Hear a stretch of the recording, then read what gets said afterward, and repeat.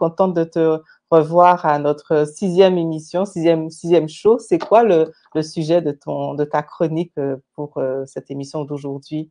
Oui, Mademoiselle Limaya, mais c'est un plaisir pour moi aussi d'être encore là avec toute l'équipe aujourd'hui. Là, moi, je vais parler de co-création et parler de ça comme une conversation dynamique parce que si je reviens dans ce que j'ai dit déjà par rapport au rythme au mouvement, je pense qu'il y a quand même ce mouvement vers l'autre et ce dynamisme qui est important de garder et des fois de créer également. Et je pense que en tant que conversation dynamique, la co-création nous permet d'être à l'écoute de notre rythme et aussi d'être à l'écoute de celui de l'autre. Donc, nous prenons, je pense, un engagement l'une vers l'autre, un engagement de créer ensemble et de traverser les étapes solidairement. Nous créons aussi un espace commun qui doit permettre à chacune de s'exprimer et de se réaliser. C'est pas une compétition, c'est vraiment quelque chose qui permet de bâtir ensemble un projet, d'aller de l'avant et cela requiert de la confiance. C'est sûr que la confiance peut paraître un grand mot qui effraie des fois selon le vécu de chaque personne, mais je pense que c'est vraiment nécessaire si on considère cette forme de collaboration-là qui est la co-création. Se lancer dans l'entrepreneuriat a son lot d'incertitudes, son lot de doutes, bien entendu, mais toutefois en collectif, en groupe, dans une certaine solidarité, il est des fois beaucoup plus rassurant de se sentir entouré et ainsi de pouvoir plonger dans l'aventure. Mon expérience personnelle en co-création m'a apporté beaucoup de belles rencontres et aussi des expériences très enrichissantes. Et sans vouloir vous donner une liste de conseils, je tiens quand même à partager avec vous aujourd'hui trois éléments, je pense, qui m'ont vraiment permis de me retrouver dans la présence des bonnes personnes et aussi dans des cercles qui m'aidaient à considérer les choses autrement. D'abord, je vais parler de connaissance de soi, une bonne connaissance de ses forces, de ses faiblesses, de ses doutes, de ce qu'on accepte, de ce qu'on accepte moins, de ce qu'on n'accepte pas, permet d'avoir un sens très aiguisé, je pense, de comment s'orienter et de sa boussole. On est à l'écoute de sa boussole intérieure. Et je pense qu'avec des valeurs très ancrées, ça permet de s'exprimer comme il faut, de dire ce qu'on veut et aussi de susciter le respect des autres. Et le deuxième point, c'est les conversations franches, honnêtes. Des conversations honnêtes, sans tergiversation, permettent de poser des bases solides d'une bonne relation, en affaires comme dans tout autre type de relation.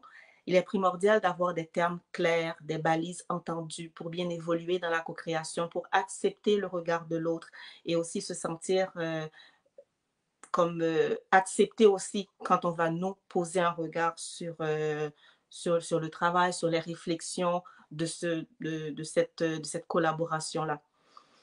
Cela permet à l'organisation, ça permet au projet de grandir et d'être en symbiose avec la mission qu'on avait au départ. Et le troisième élément, selon mon expérience, qui m'a beaucoup aidé, c'est la confiance. La confiance, non seulement en soi, mais dans l'autre et aussi dans la vie, dans ce que la vie peut nous apporter. Faire confiance, c'est souvent un choix.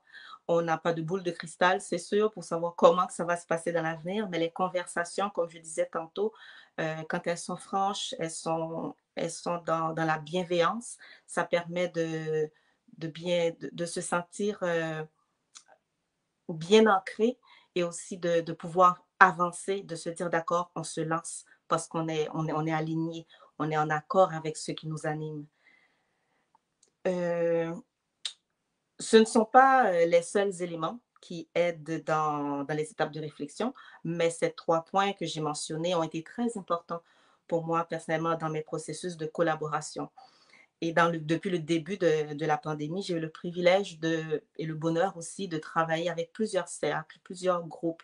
Et je peux dire que ces modèles de collaboration, de co-création apportent un nouveau souffle à ce que nous connaissons déjà en entrepreneuriat.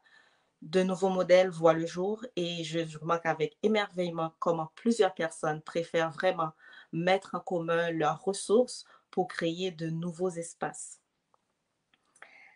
Et ce que je soulignerais aussi, c'est que la co-création exige de nous une certaine tolérance dans les prises de décision. Il n'y a pas de décision unilatérale, donc on n'a pas cette pyramide, cette relation hiérarchisée qui en général, qu'on retrouve dans d'autres formes, dans d'autres milieux de travail. Et cette co-création, je trouve que ça permet de revenir à une structure et à une forme qui est le cercle. C'est une forme qui est très présente dans les traditions ancestrales. Quand dans un cercle, on avance ensemble, on travaille ensemble, on vit, c'est sûr, des réalités différentes, les problèmes et les enjeux qui nous arrivent, nous les percevons différemment parce que chaque personne a son vécu et ses expériences et aussi sa personnalité, mais les prises de parole, les droits de parole, la possibilité de proposer des pistes de solutions sont les mêmes pour toutes quand on évolue avec cette idée du cercle. Cela comporte bien sûr des défis d'aborder la collaboration, de travailler en co-création, ça aussi ses défis, mais vu que tout le monde a accès a le même accès au fait pour s'approprier l'espace de façon équitable, les conversations demeurent dynamiques et respectueuses.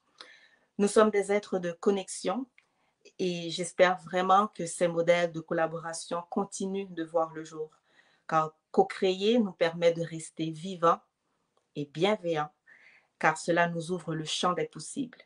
Donc, c'est ce que j'avais à partager avec vous aujourd'hui. Moi, ça me rejoint aussi dans ma pratique artistique, cette co-création-là avec les interprètes.